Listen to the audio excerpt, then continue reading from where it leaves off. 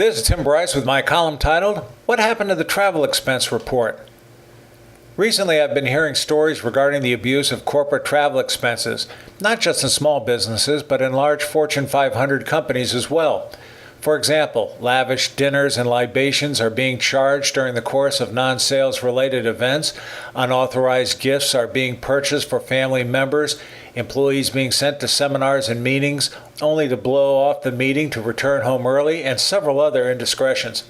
It used to be managers would scrutinize travel expense reports carefully before approving them for payment, but this doesn't seem to be the case anymore.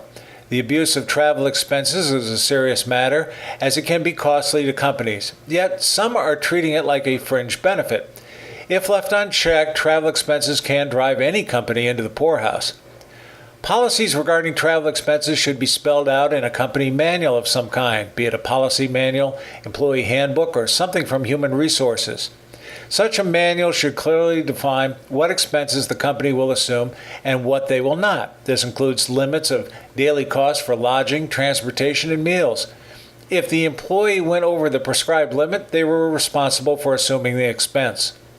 What worries me, though, is that some managers are no longer checking the expense reports for excesses and just rubber stamp them off their desk.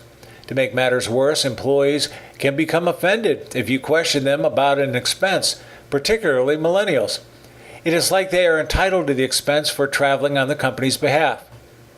One way of verifying expenses is to simply attach paperwork to the expense report, particularly receipts.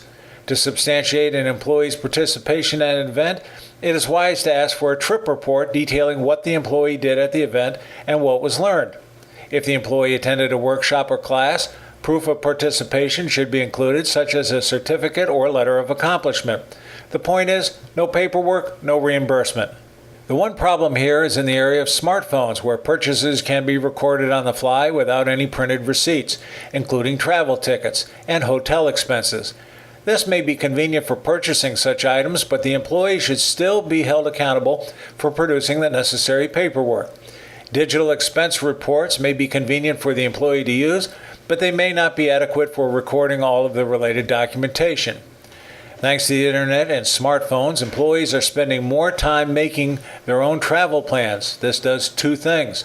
It distracts them from their normal job, and they do not necessarily find the best travel deals, thereby wasting their money. This is why a corporate travel planner is important, to get the best deals while saving time for the employee. I guess what I do not understand is all the hubbub regarding travel expense reports, which is actually quite simple to do. Managers have a fiduciary responsibility to manage such expenses, and implementing them should be a no-brainer. As much as you may want to empower employees, they should obviously not be given carte blanche to do whatever they want. This would be a recipe for disaster. One last note, should an employee ask indignantly, "Why do you want this documentation? Don't you trust me?" I would make it clear to the person. If you insist on wasting the company's money, no, I do not trust you. Friends, keep the faith. This is Tim Bryce in Palm Harbor, Florida. Follow me on the internet at timbryce.com.